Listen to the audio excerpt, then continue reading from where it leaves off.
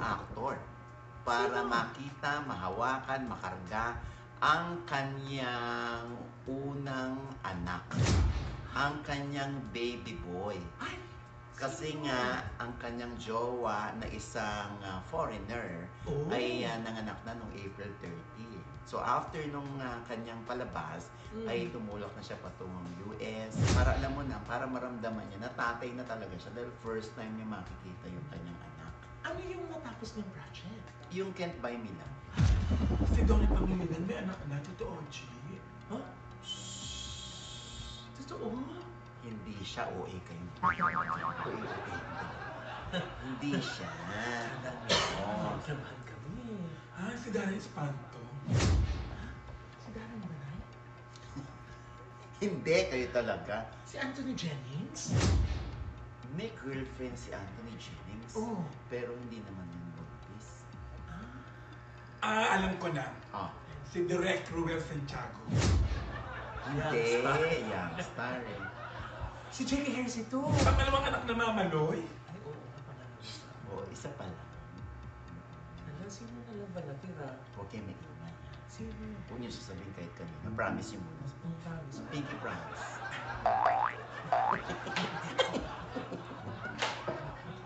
Ano na ba? Sino nga dito, OG? Naku, malalaman niyo din.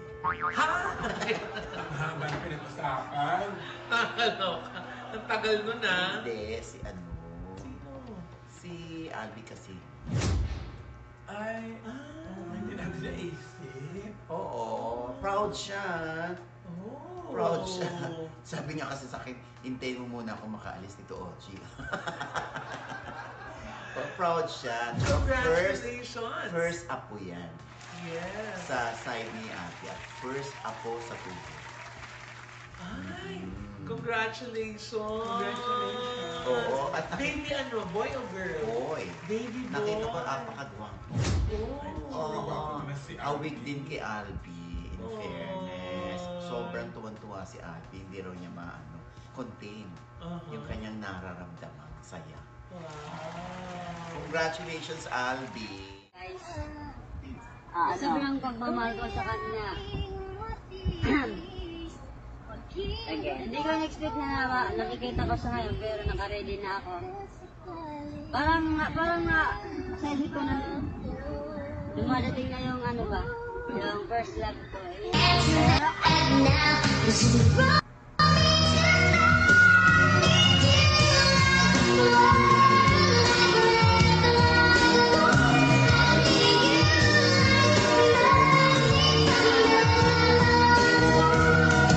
Good evening everyone. Ito po ang inyong lingkod, Jovel Rosales.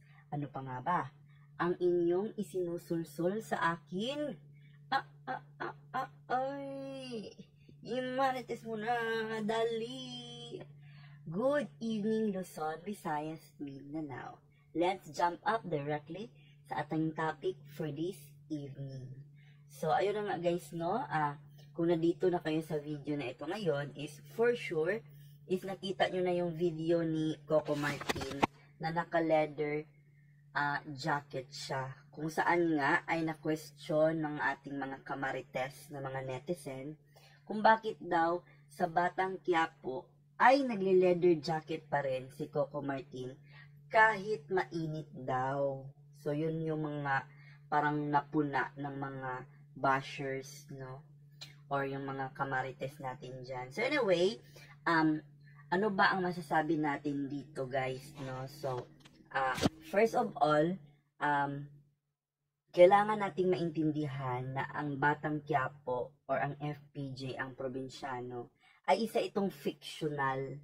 Hindi ito, alam mo yon, yung isa itong drama, isa itong teleserye. Hindi naman ito sa totoong buhay na kung mainit ngayon sa Pilipinas, ay mainit din doon sa ano nila, sa drama or area nila, 'di ba?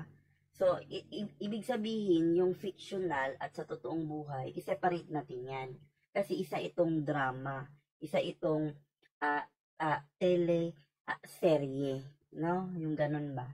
So, oo, meron siyang hawig sa totoong buhay, but it's still fictional pa rin siya, no? So, under pa rin siya sa fictional. So, hindi Ibig sabihin na kung naiinitan tayo dito, ay nainitan din si Coco Martin doon. Di ba, pwede naman kung mainit dito, di malamig naman doon. O, paano nyo yun siya i-elaborate or questionin na fictional naman yung isang movie or isang teleserye. Diba? So anyway, yan lang ang masasabi natin sa topic na yan.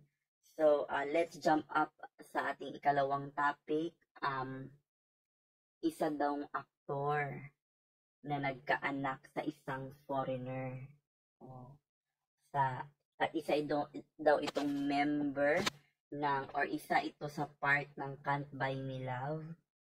So, si Donnie Pangilinan ba ito? So, kung nandito na kayo sa video na to, is nalaman nyo na nga na hindi si Donnie, kundi si Albi Casino. So, i-check ko lang mamaya guys, no? Hindi ako familiar kasi sa kanyang complete name talaga. So, kung may mali man ako, i-recheck ko na lang dito na area yung complete name niya talaga, no? So, lumipad siya papuntang US, I think, para masilayan at mahawakan ang kanyang uniko iho, no?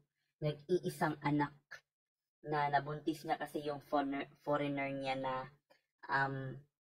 girlfriend, okay?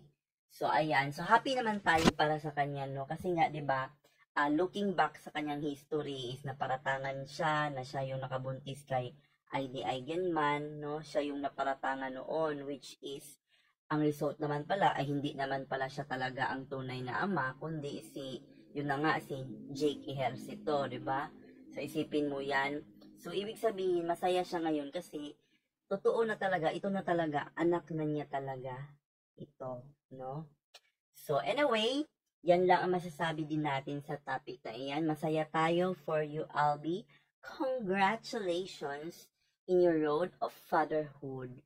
So, anyway, punta na tayo sa ating, yun na nga, sa ating video, no? So, sana ay supportuhan nyo guys. Isipopost ko din yung video ko dito sa shorts sa YouTube. At sana ay paunlarin nyo pa, no? So, I've said, nag-viral yan sa Facebook, yung video ko na yan. So, sana, ipa-viral nyo rin dito sa YouTube. Okay? So, yan lang ang masasabi natin sa topic na yan. Ano ba yung mga nakuha natin na lesson dito, no? Ilagay natin yung personal, fictional na mga bagay sa, ang TV. Ang mainit na lugar. Hindi ibig sabihin na kung mainit dito, mainit din doon sa teleserye nila. Ha? Wag tayong ganon. Mga basher, magbasa-basa din tayo kung ano ang meaning ng fictional, no? So, pangalawa, ibig sabihin talaga guys, no, kung pinagkait man sa'yo na hindi pala ikaw yung tunay na ama, ganyan-ganyan, o naparatangan ka, talagang may vindication naman talaga sa huli at ibibigay din talaga ni Papagad yung totoong mong anak, no? So, kung naghahangad ka talaga ng anak, is huwag kayong mawala ng pag-asa. Ibibigay talaga niya ni God in right time sa mga deserve maging parents. So, ayan lang ang masasabi natin sa topic na yan. Ito po ang inyong lingkod, Giselle Rosales. Ano pa nga ba? Ang inyong isinusursol sa akin. Ay! Imang at asuna. Dali! This is I Share, I